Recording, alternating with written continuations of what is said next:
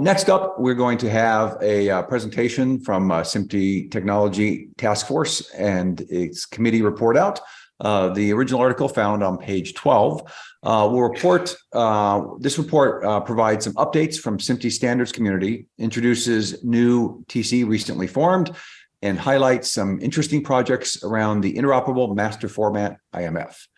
We've got a large group available to speak on this today, led by Florian Schleich, SMPTE Standard Vice President, also with Steve Lamb, VP Standards at Deluxe and 27C Committee Co-Chair.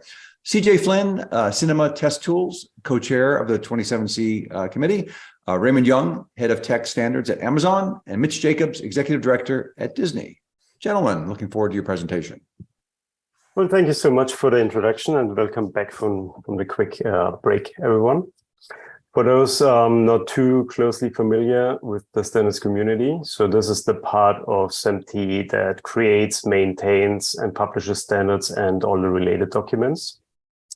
We have roughly 1,000 members, and all the work is organized in 7 independent technology committees, each focusing on a specific scope. Obviously, the standards community is working on several dozen projects, but we're only going to highlight a few more recent initiatives and projects today. All right, so I'm going to kick it off with just some general updates and reminders before handing it over to Steve and CJ to introduce our latest TC 27C, and after that we'll get some IMF-related updates from Raymond and Mitch. And if there's time, obviously, we'll be happy to answer a few questions as well. All right, thank you. So my first topic is going to be landing pages. My primary goal as Standards Vice President is to make our standards more accessible. So in order to make them easier to find with the tools that everyone is using, Google, we started creating landing pages for some of our standard suites. So over the summer, we already launched a landing page for the IMF standards that provides both links to all the published documents, as well as pointers to related materials like open source implementations of the standards. In this particular case, we also work with IEEE to make all the documents available at no charge, to understand what impact the paywall has on the general consumption of our standards. And then just a few days ago, we published a first version of the landing page for the ST2110 document suite that you heard about earlier as well. For this landing page, we still have some search engine optimization to do, but the general idea is the same, to make the standards easier to discover. And then with my second slide, I want to remind you of some resources that are available to find information about SMPTE projects or contribute to projects, even if you're not a member of the SMPTE standards community. So you can find a list of current projects with high-level descriptions and status of those projects at smpt.org/projects. This would be a place where you can find out whether SMPTE is working on topic X, Y, or Z, or just to understand what keeps us busy. If you're looking for a more detailed project report or status, I recommend having a look at the outcome reports available at the listed URL here. Those outcome reports are published on a quarterly basis, always following our plenary meetings. And if there's projects that you're really interested in, keep an eye out for related public committee drafts that we post for review. So over the last couple of years, we established a best practice to make documents available for public feedback period before actually balloting and finalizing them. And you can find all the documents that are currently available for review on the public CDE site listed here as well. And then last but not least, I wanted to share with you the dates for our upcoming plenary meetings and point out that we always invite guests to register and join us for those meetings as well. The December meetings are going to be all virtual in the week of December 12th. And our meetings coming up at the end of February next year are going to be in person, held at Amazon Studios in Los Angeles. And with that, I'm going to hand it over to Steve and CJ to talk a little bit about TC27C. And next slide, please. Steve, take it away. Thank you, Florian. Okay, so those that have not been aware, we had three main cinema-based TCs in the past, one for film, one for digital cinema, and one for sound. Those three have now been merged into one single TC, and this was due to a lot of the work that was being done within those three technical committees slowing down to a snail's pace at this point. As you obviously aware, film is now in maintenance mode at this point, and digital cinema is getting to that point, but we still have some work to do. One of the other issues that maintaining three TCs within SMPTE was a little bit extra effort, especially when the membership for all three TCs were pretty much exactly the same group of people. So we decided to go ahead and do that. And so, yeah, and now all the working groups that are currently doing things and working on documents, doing revisions and all that stuff have all been migrated into the new structure. So look for that. If you are a member of one of those three technical committees, you've been automatically made a member of this new TC.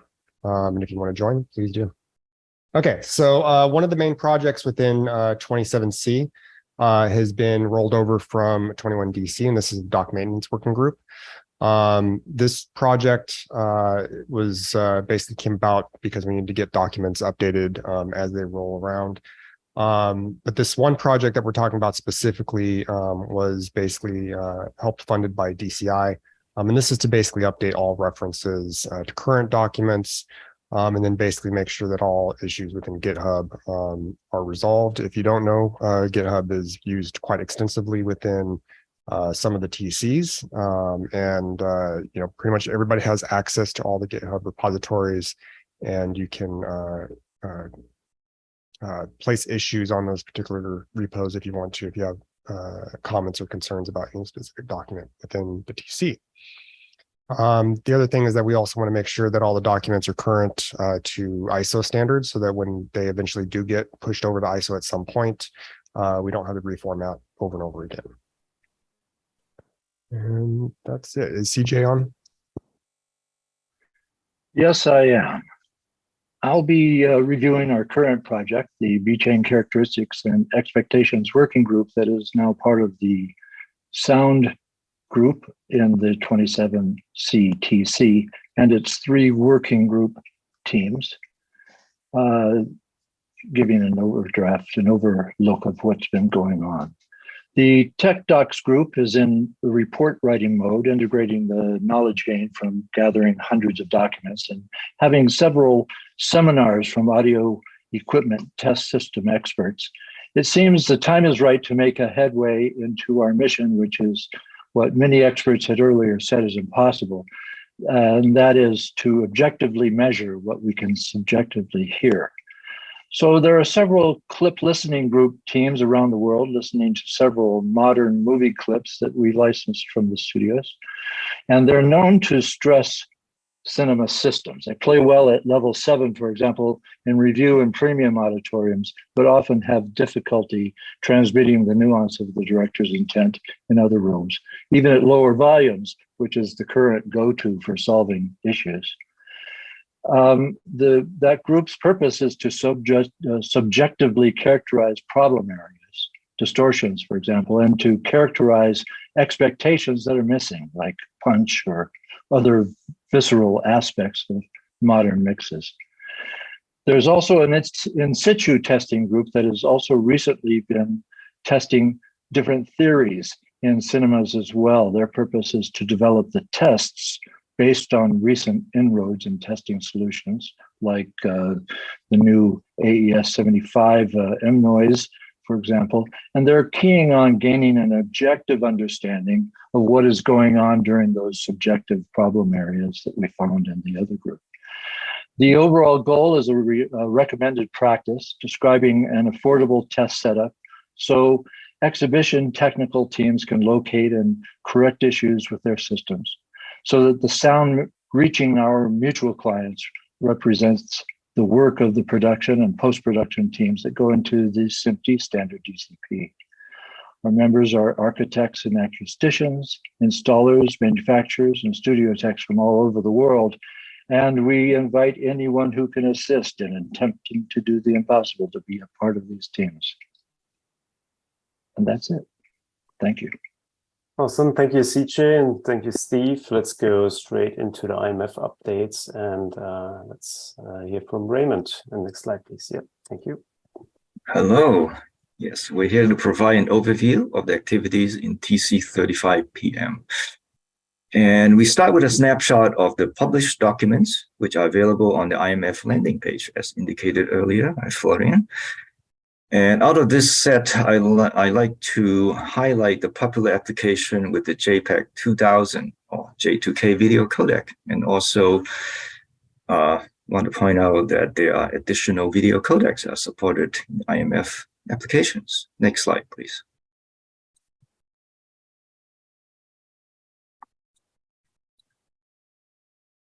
And this is the following is what's new with the projects in 35 PM. So first of all, new with the applications, the revision of App 2E has completed its development and heading towards publication. The App 2E enhancements include high throughput J2K designed for cloud workflow. In addition, hybrid log gamma HLG from an amendment in 2021 would complete the coverage of HDR imaging. Furthermore, Part 70 App VC3 or DNX is currently in public committee draft PCD process.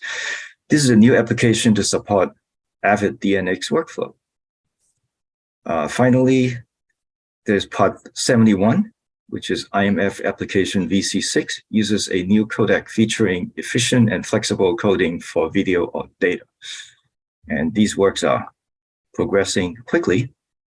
Yes, the next slide indicates the developments in the world of OPL output profile list. The basic media, video, audio, or data processing building blocks are being developed out. And the word macro really represent a processing unit.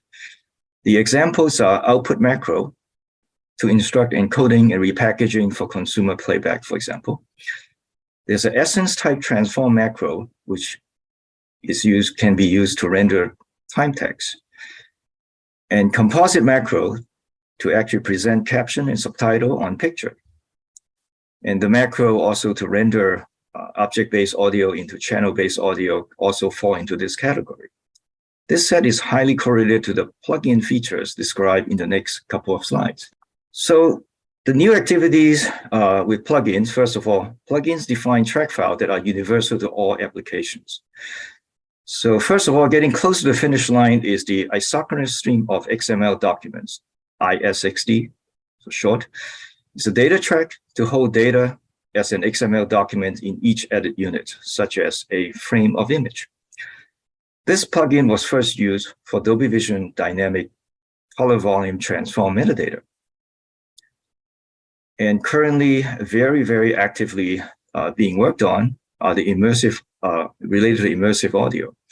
It has been in cinema and now is coming to broadcast. The EBU audio definition model, or ADM, is an enabler. There are two transport mechanisms. First of all, ADM B-Wave and serialized ADM for IMF are progressing at velocity towards the public committee draft process as well. This is super exciting and look forward to exercise these works. So there are two drafting groups have been preparing and will kick into high gear very soon. First of all is the auxiliary image sequence plugin is intended to support sign language. Notice the connection with the OPL composite macro, which defines the overlay of signing in picture onto the main video. And last but not least, there's a drafting group working on event-based, text-based data, such as XML or JSON, can also be carried in an IMF plugin track.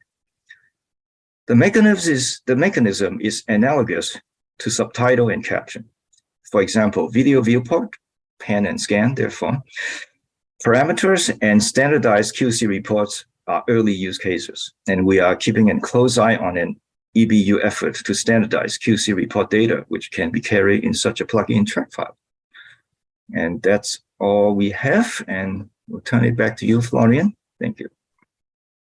Thanks so much, Raymond and everyone. That's the end of our presentation. If there's still time, we're happy to entertain a question or two. Otherwise, it's back to you, Ian. Great work for you and your team. A very in-depth dive into what everyone's been working on. Okay, our next one will be report out from the Academy of Motion Picture Arts and Sciences and their Technology Council. This was found on page 50 of the journal. AMPAS Tech Council details their efforts to advance the technologies used throughout the motion picture industry. And to do this will be Andy Maltz, Senior Vice President of AMPAS's Science and Technology Council. Andy. All right, thank you, Ian. I'm very pleased and honored to be here today. And since we're in webinar mode and I can't see the event mates here, I'll try to peek at the chat box in between so I can see who's here and maybe give some shout outs. Actually, that's a little more complicated than I thought when I wrote this. In any event, quick introduction to the Academy. So we're this 95-year-old professional society representing over 10,000 filmmakers around the world. And today, this report will focus on the and sciences part of our name. So I'll point out that this presentation will be more than what's in the journal article that was written months ago.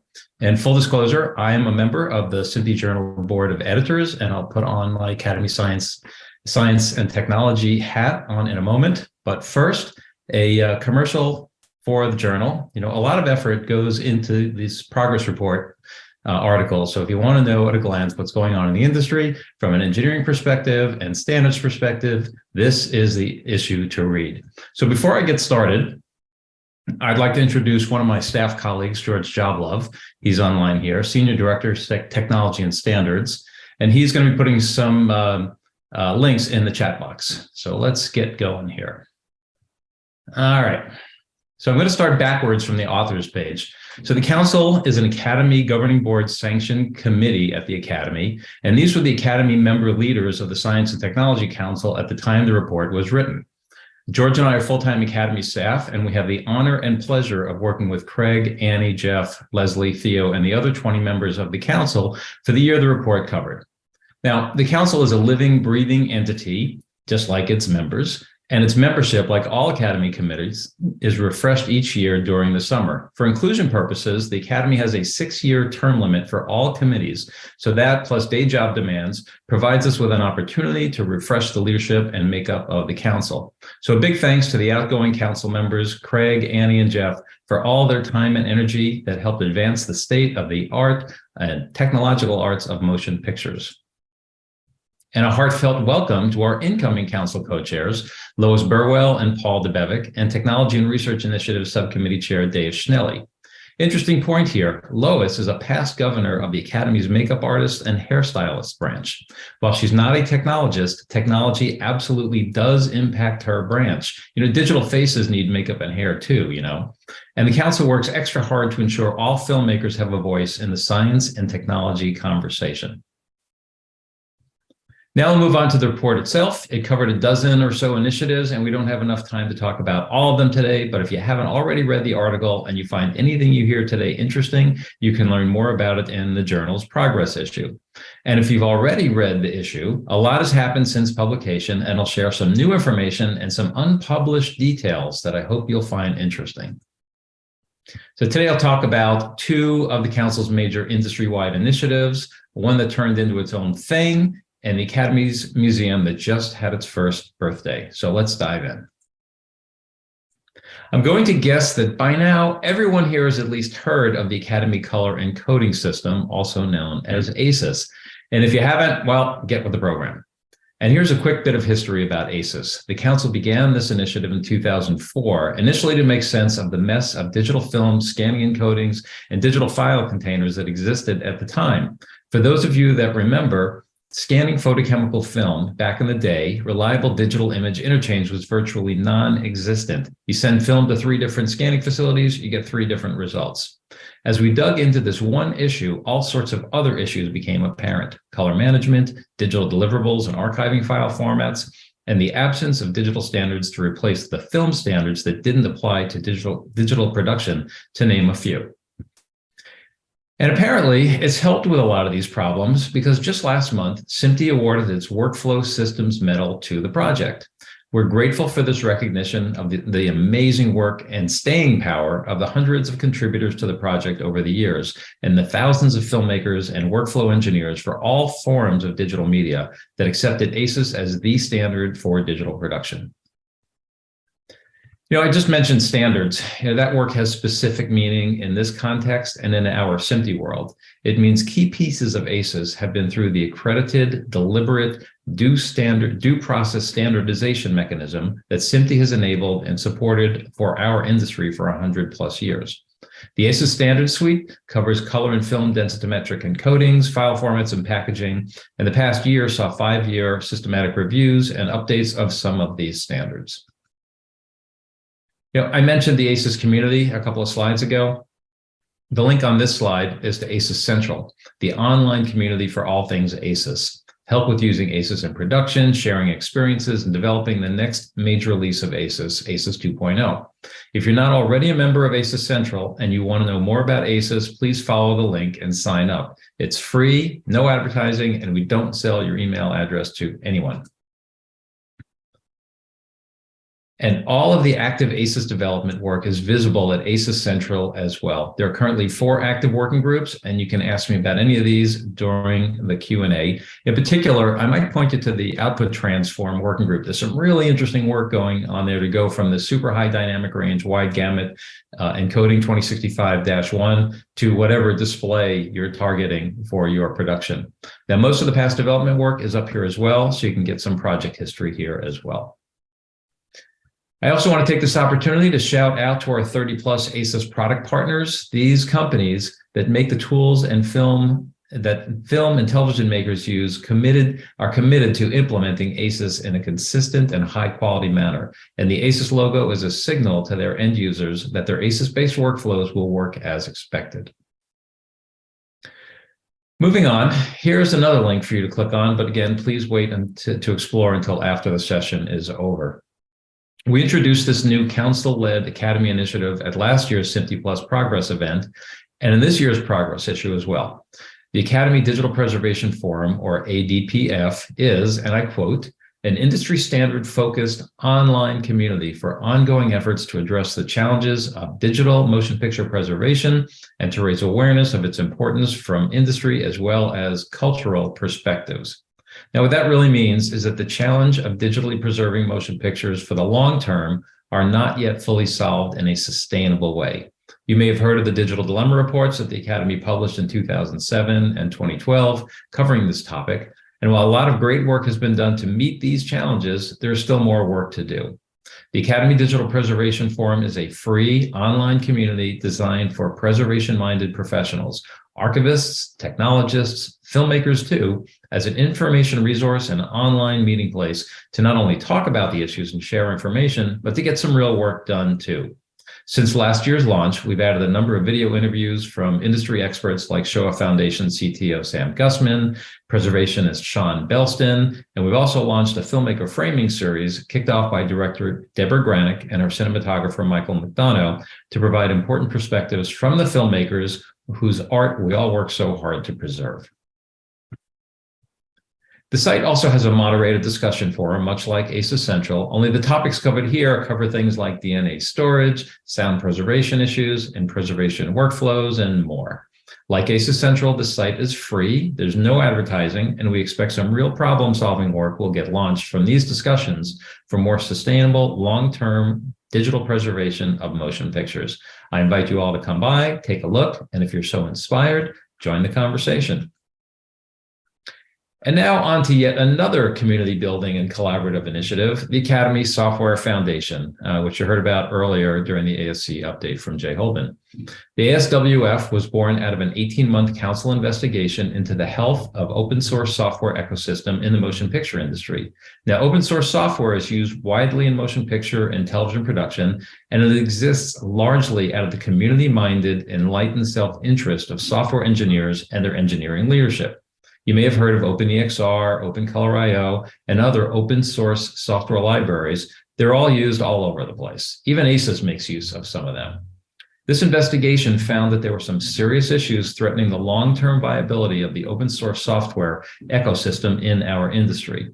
A few examples: inconsistent end user and contributor license agreements makes it harder for engineers to contribute, incompatible build and target software environments, and platforms across projects which make it harder to develop and use these software libraries, and inconsistent availability of the contributing engineers. Launched in 2018, the Academy Software Foundation is a partnership between the Academy and the Linux Foundation. And that NASCAR slide you see shows all the companies that support it, both financially and through industry partnerships. Now, this is a pretty big deal. It's rare that an industry comes together like this and so quickly. But these companies all answered the call and together have taken on and are solving the problems identified by the Science and Technology Council investigation. In particular, ASWF projects have consistent end user licenses and an automated contributor license mechanism. ASUS projects go through a continuous integration, or CI, badge program that brings them all into a common build environment. Foundation outreach and developer engagement efforts attract more engineers to contribute to ASWF projects. And with associate members such as SMPTE, there are new collaboration possibilities that did not exist before the foundation existed. The Academy Software Foundation has accepted 13 projects so far. 4 of them are fully adopted, 7 are in the incubation phase, and that means they're working to get their licensing and build environments aligned with ASWF practices, and 2 sandbox projects like the Open Review Initiative that explore new opportunities to improve the open source ecosystem. One shining result of this approach is the formation of the Digital Production Example Library, or DPEL, which Jay name-checked earlier. It serves as a platform for shareable digital assets that engineers can use for testing and exploration. The ASC's STEM 2 short film, The Mission, as you know by now, is the newest addition to DPEL, and you can find a link to it on the ASWF website. The software engineers contributing to and using these software packages and libraries get the benefits of the Foundation's common software build environment, common end user and contributor licenses, supporting tools, educational events, all for free. And the filmmaking and broader content creating communities benefit from all of this work through better tools and workflows.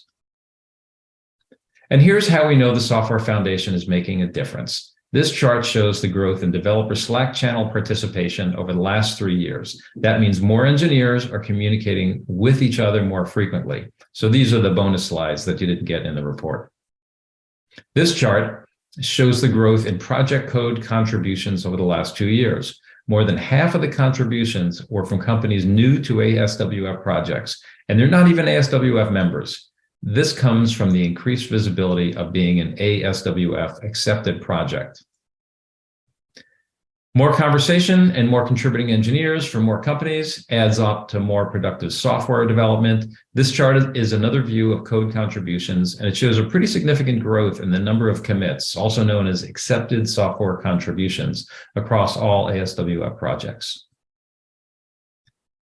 And more contributions mean the ability to release updated software packages more frequently. From a software developer's perspective, this means faster bug fixes and added features.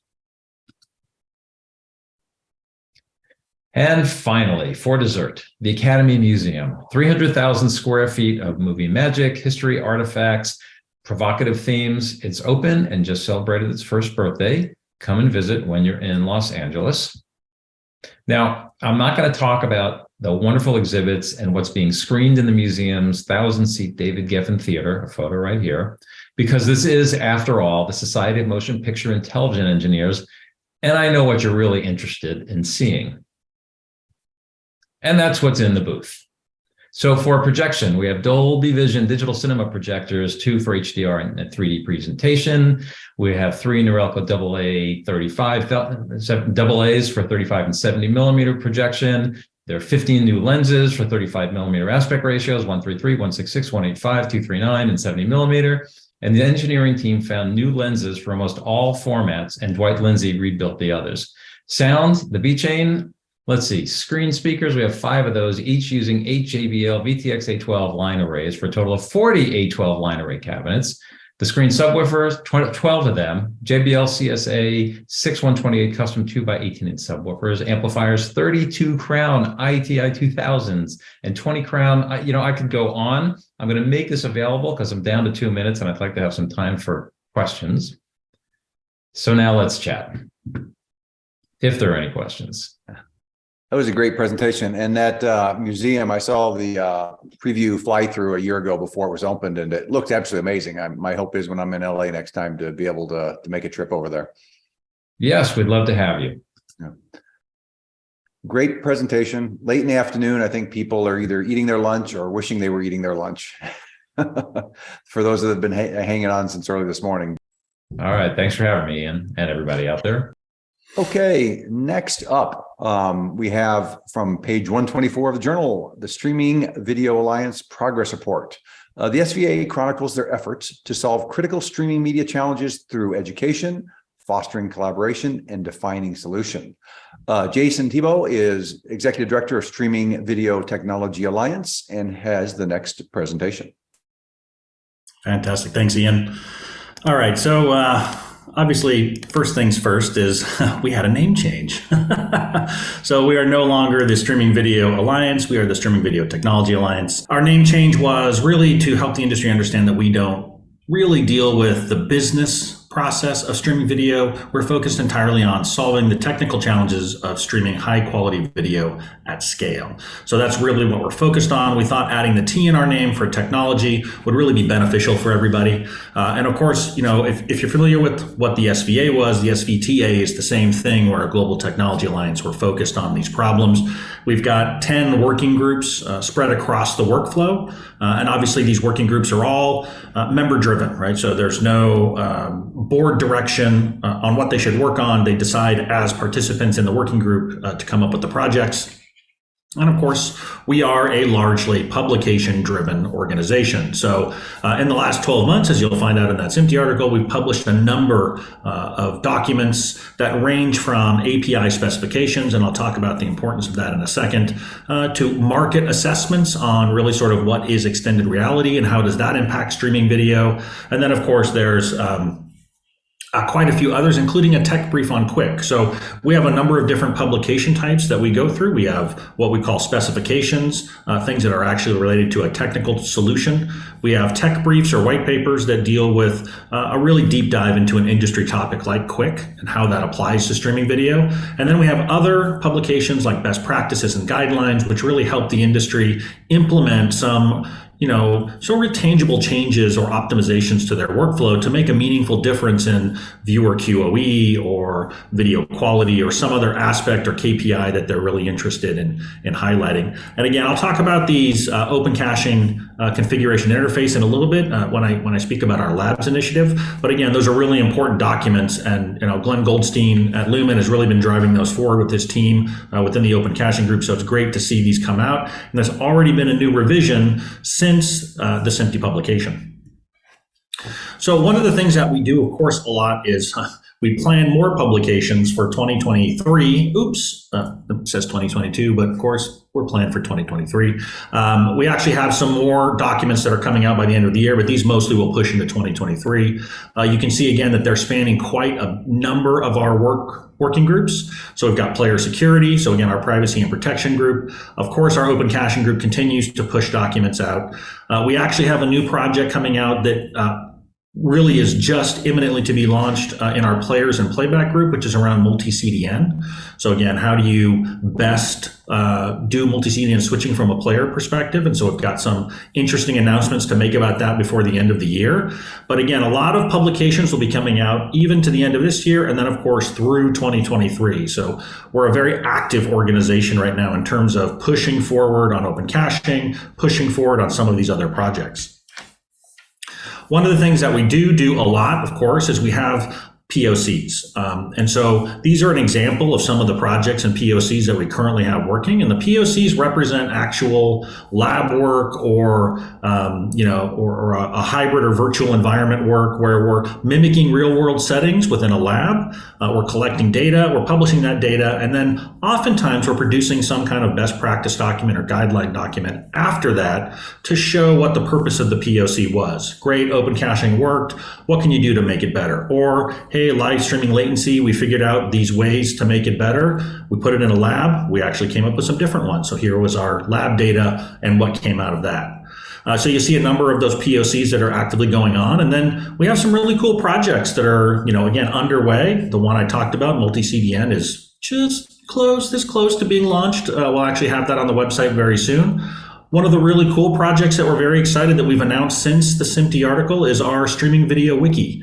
Shockingly enough, there's not a streaming video wiki. So we made one. And the project consumed or assumed a previous project of a streaming video industry glossary. So the glossary terms are all in the wiki, and we're filling the wiki out with lots of information, including other standards and specifications from other organizations. Right? Anything related to the streaming video workflow, where do I use these standards? Where do they apply? We're going to put all of that in this wiki, and every bit of information that we can, and our members will contribute, and even people from outside the organization can contribute. We'll continue to build this as a massive resource for the industry on pretty much everything streaming video. In terms of labs, so I mentioned this at the beginning. We launched labs, I'd say probably about 2 years ago, as a way to codify a lot of our specifications. So primarily focused on open caching. And this is where that configuration interface, part 1, 2, and 3 document come into play. Those are actively being developed as APIs within our labs. So we have members working. I think right now we have, I want to say about 95 seats in our repo and GitHub. So we have a lot of active development happening amongst our members contributing to these projects. We have not released any yet because, again, we're a member-driven organization, and so we have to ratify those projects and that output before we can release it. But everything that we do release will be under MIT open source, so it'll be completely free to use for people within the industry to take, fork, change, do what they want with. But the idea is that we will provide reference code for a lot of our specifications, which of course are open caching, but not all of them. So we have a distributed request quality observability, and that was a project in our QoE measurement group that actually led to a joint project with CTA that I'll talk about in a second. But then again, it's not just open caching, it's a lot of different projects. The one that I mentioned before about multi-CDN does have a labs component, and that will be worked on within the membership as well. So when we start talking a little bit about how we work with other organizations like SMPTE, so we do have an active liaison with SMPTE and we work with them, but we actually have some joint publications with CTA Wave Group. One is the Common Token Standards. So that is, a problem in the industry within streaming when you're using multiple CDNs to deliver your video and they all have a different way to use tokens. That becomes a huge complexity for the workflow of the streaming operator. Our goal at the CTA Wave is to produce a joint published document that addresses that. A standardization approach to CDN tokenization so that there's just one way to implement tokens. Another is the distributed request tracing. So this started in our QoE measurement group, was picked up by CTA Wave.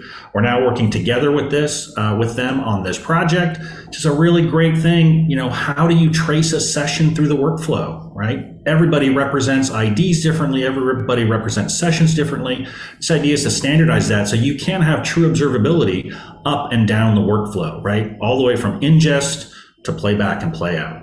And then CDNI, if you're not aware, open caching was built off of CDNI. All of the work that IETF did in that group, open caching extended that. really took it to the next level, and we've returned that. So a lot of the RFCs in the IETF CD&I working group are related to open caching. We work very closely with them to continue that work. And I believe with that said, that's all I got. So if anybody's got any questions, great. If not, you can always catch me via email or at some event or whatnot. But thanks, folks. Thank you very much, Jason. That was awesome. Much appreciated. Okay, our next one and last one for the afternoon is from page 33, an explanation on the ISO's Technology Committee number 36 on cinematography. It'll be SMPTE's role and partnerships in this important standards process. Thomas Bose-Mason will present. Oh, by the way, he is the SMPTE Director of Standards. Thank you. Yes. Yeah, I'm here today to talk to you about ISO TC36. Let's start with a little bit of history. United Nations were founded in 1945. In 1947, the United Nations founded the International Organization for Standardization. That has today, I believe, 67 technology committees. And one of these technology committees is ISO TC36. That really focused on cinematography, and it was founded in 1952. ISO was looking for a secretariat for this group who can administer this group, and ANSI, as the full member of ISO, assigned this secretariat to SMPTE, assigned it to SMPTE, and since 1952, SMPTE is the secretariat for this. The ISO TC36 structure leadership is under the chair, Andy Maltz. You heard about him. He's the Senior VP of Science and Technology Council at AMPAS. The secretariat is with SMPTE. I'm the one who's responsible. I'm the Director of Standards Development. And as a support, I have somebody from ANSI, Sally Zeitz, who is a Senior Program Manager there. We have 4 working groups. Production technology is working group 1. Working group 2 is laboratory and distribution services technology. And then working group 3 is audio technology. And then the last group, working group 4, is presentation technology. I put the conveners down there with their names and their companies and their titles. And then in addition, you saw that on the slide before, there's also a US tag. These are people in the US who are interested to be involved in ISO TC36 work, and they can get involved in ISO TC36. There are 114 published standards. 6 standards are in progress at the moment. We have 10 participating member countries and 21 observing member countries. Membership in ISO TC36 is by country, not by person. So that's why we're calling out here member countries. So that's quite a substantial amount of people involved. And next slide.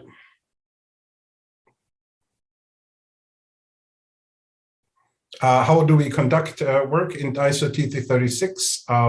We have full committee meetings.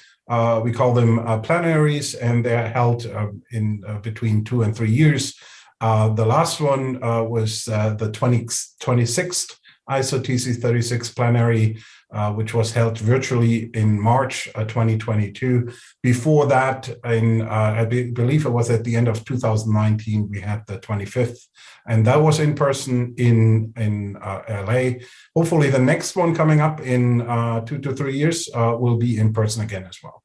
Then we have what's called chair advisory group meetings. That's a small group consisting of the chair of ISO TC36, the secretariat, me and Sally, and then the 4 working group conveners. And this really to coordinate the work being done in the working group with what's happening in the committee, and all with the purpose of achieving some progress between ISO TC36 plenaries. Working group meetings are being conducted by the working group conveners when needed, and that again is to progress the work in the group. And then as a platform, we're using what is called the ISO document platform. It is a place where we can collaborate, we can record action items, and we also store all our documents there. So that's a very convenient online tool, which helps us to do our work. Yeah, so the agenda from the last plenary, the 26th in March, that was really to discuss the synchronization of the ISO digital cinema standards with the corresponding SMPTE digital cinema standards. SMPTE is really the home of digital cinema, and some of these standards are being sent to ISO to become ISO standards through a process called Fast Track. And we are trying to synchronize what the SMPTE standard is with the ISO standard. There's also the topic of a systematic review of 47-foot chemical film, digital cinema, sound, and other standards. It's a really difficult topic because some of these documents are fairly old, and it's very hard to find people who were initially involved with these standards to actually conduct these reviews. So it's a bit of a challenge. But then we also started developing a new standard, and this is for technical requirements and test methods for digital cinema stereoscopic projection. So that's ongoing. And then Mike Dolan, which many of you probably know, he was appointed the liaison to SMPTE by ISO TC36. There's a business plan project running for a while now. That is really, you can look it up, the old one, I think, on the ISO website for TC36, and that details what we have in plan for ISO T36.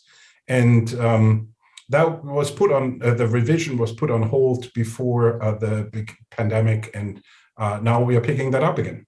And that's the end of my presentation. Well, I want to thank Thomas very much. We've had 64 people still online that waited to listen to your presentation. So that's great news. And it was very much appreciated for all of you that did hang around this long. I'm going to hand it over now to Hans Hoffman for a departing message. Ian, many thanks to you for moderating this multi-hour event. And of course, I also would like to thank all the contributors to the progress report, and also providing the time in their busy schedules to come and actually share this amongst the peers. I see the attendance. We had over 100 people attending at the peak.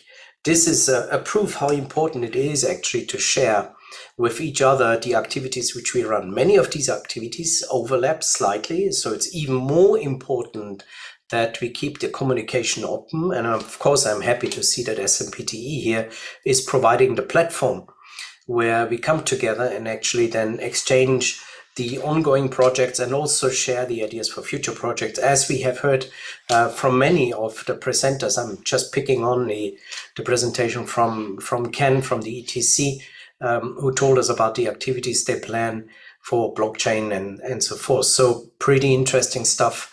And very important to keep here also in the future, a strong communication link between the different organizations together. For those who don't know, we also run actually 3 times a year at IBC, at the NAB and the CES, a session of what we call the Inter-STO group. This is a 3-hour meeting, virtual as well as also in physical form, where we do a similar thing what we have done today here in the progress reporting, where we invite even more associations active in the media sector to report about their strategic developments and issues what they detect. And we already a couple of times have identified topics of common interest and then started joint activities in order to provide solutions for the media sector. So again, I mean, I cannot do any more than to conclude here a very successful event. Many thanks to everybody, the organizers, of course, the presenters, of course, also the attendees in being with us. And actually, I look forward for the next events where we can either meet in person or see us again in the virtual world.